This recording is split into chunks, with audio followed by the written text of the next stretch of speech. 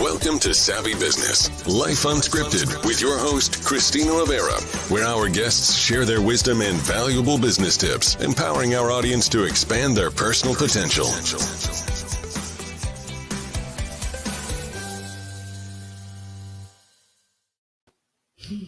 Hi, Bianca B. King. Welcome to Savvy Broadcasting for our Unleash Your Story.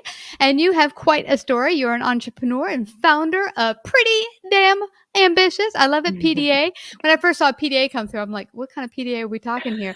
But I'm really excited because we're going to talk how people can up-level their ambition, take it to the next level. There are a lot of people listening in who have had a dream to start a business, but haven't really started it. And many business owners who have started, been out there in the ring for a while, but want to up level and grow. And if you're not growing, you're dying. So you're going to help them do that. But before we go to all of that, just share a little bit about your background, what brought you to the world of entrepreneurship.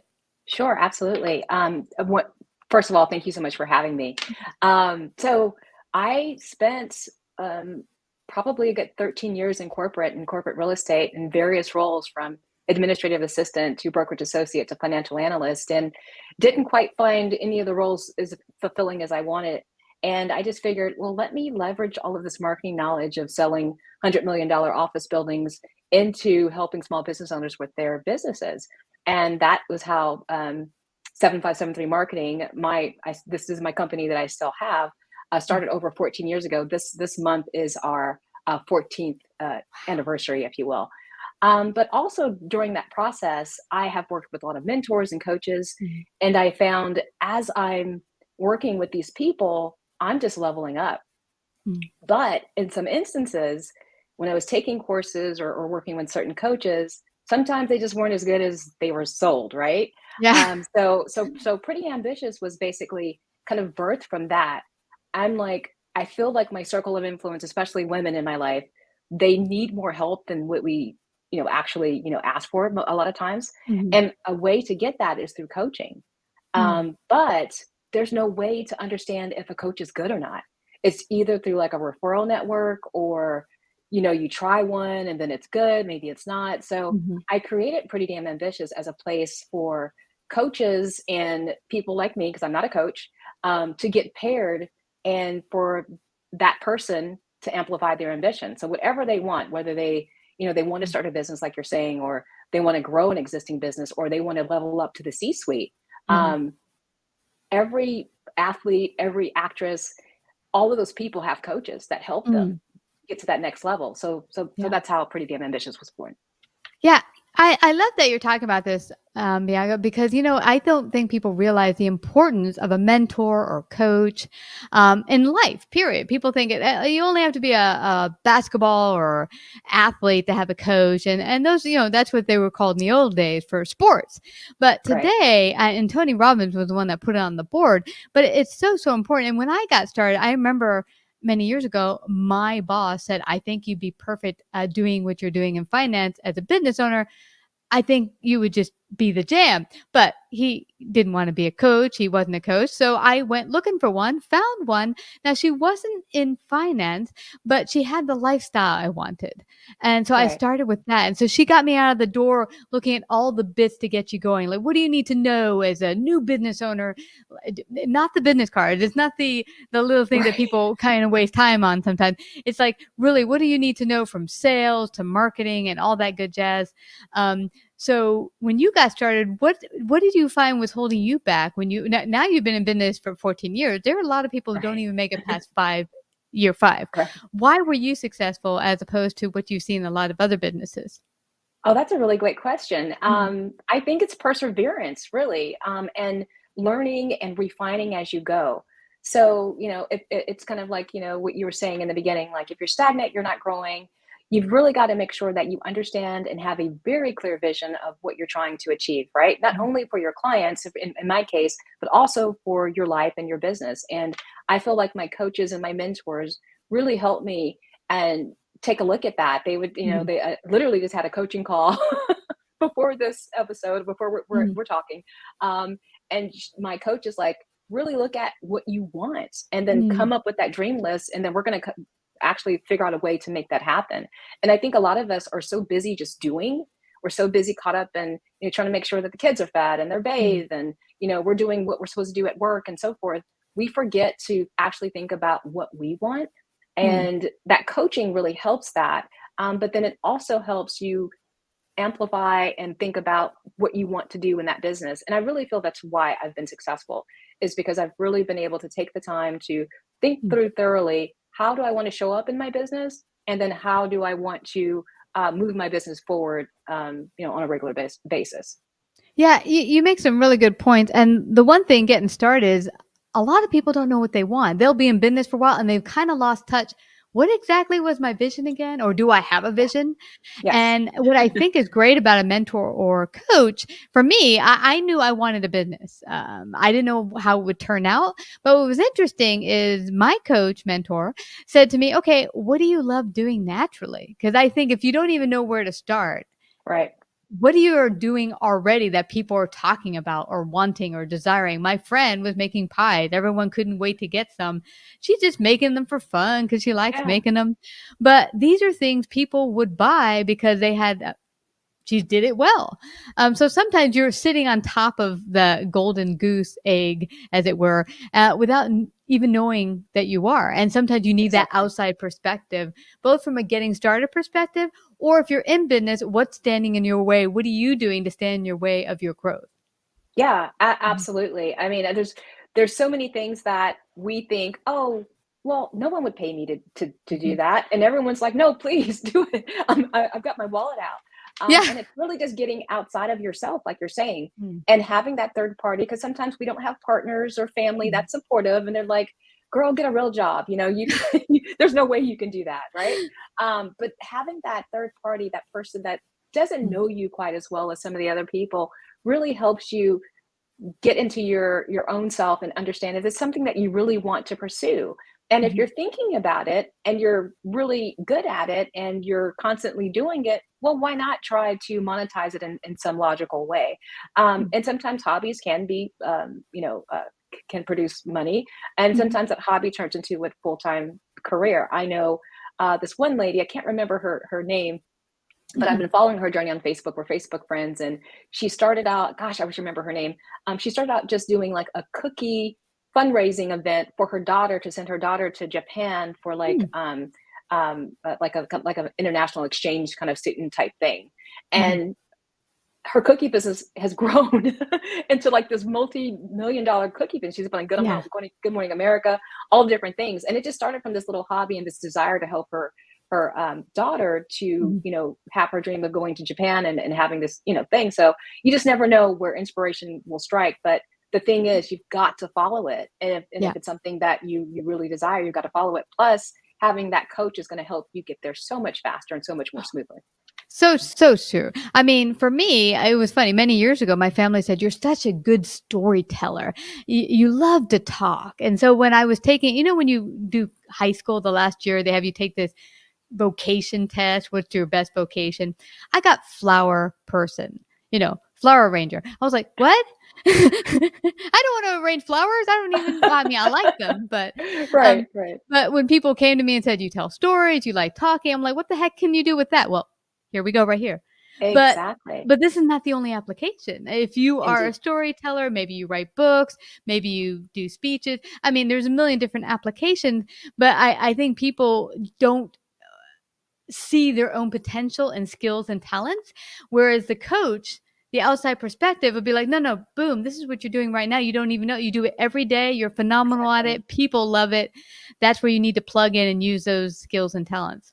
Indeed. I mean, Mhm. that's kind of a way that I've expanded my reach as well. So when I was working with my coach last year, I was thinking, Mhm. okay, I really want to amplify BIPOC, by voices as well, right? Mhm. It's definitely something that needs to be done. I've been doing this long enough. I've got the receipts. I can do it.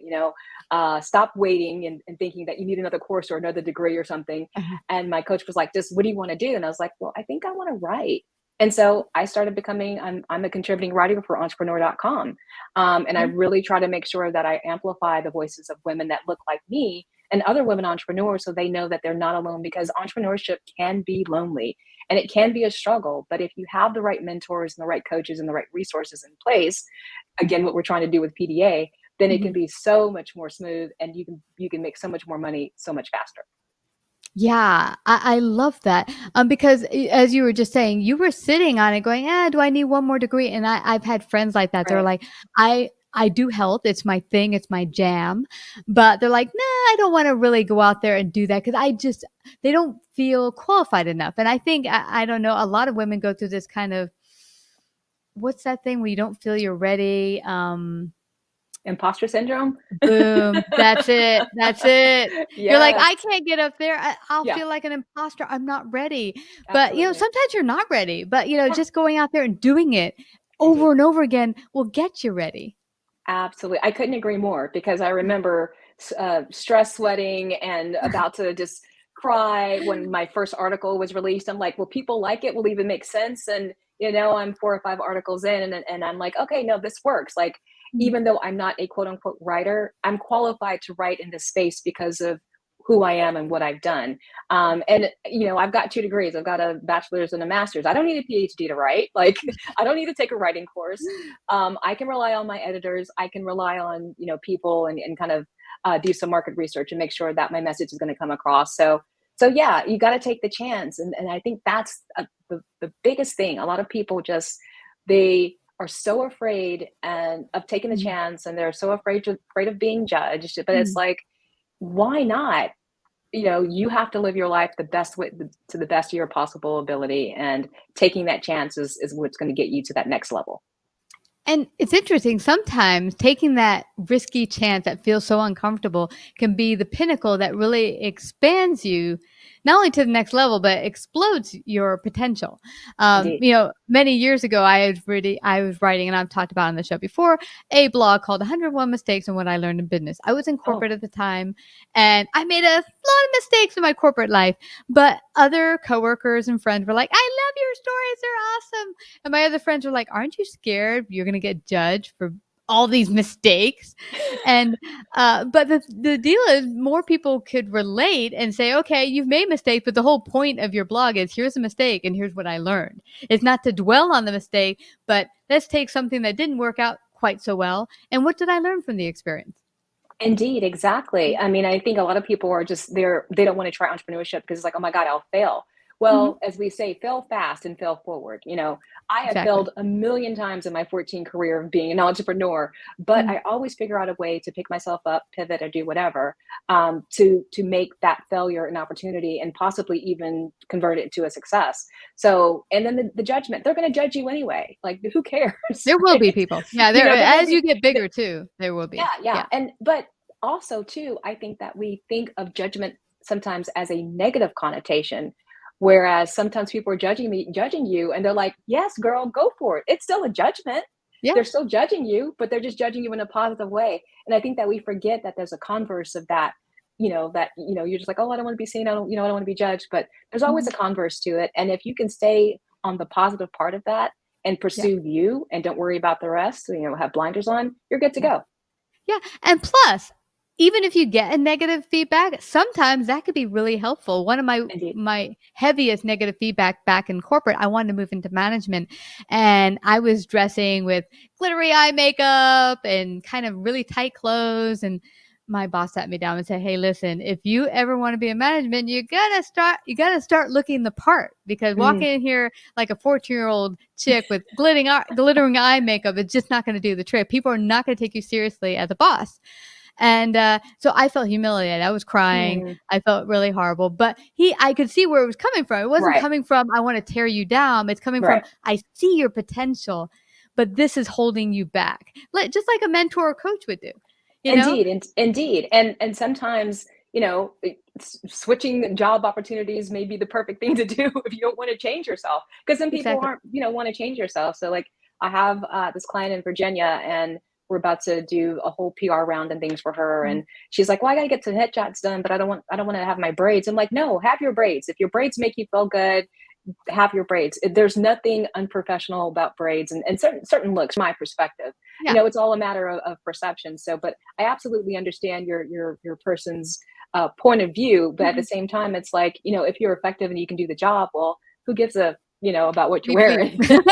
Again, I came from a very strict, where everybody wears black suits and blue and white and structure and corporate. And I saw some of that and even fell into it. And again, at the end of the day, what can you do for that to drive revenue and help make the dreams happen, or not to make the dreams, but make the goals happen of the business? That's really all that should matter from my perspective. So yeah, and you're so right about that. What ended up happening years later, once I met my mentor, I thought back to my years in corporate, and people used to say, "You look like Billy Idol's sister." I don't know if Billy Idol has a sister, but I had punky blonde hair and really funky clothes. It was fabulous. I didn't look the part of a accountant, eh? So it's funny because at that moment you get criticism like that boss had given me. It could give you the moment to say, is this where I belong? Or maybe I belong in a different place. Exactly. Yeah. Yeah.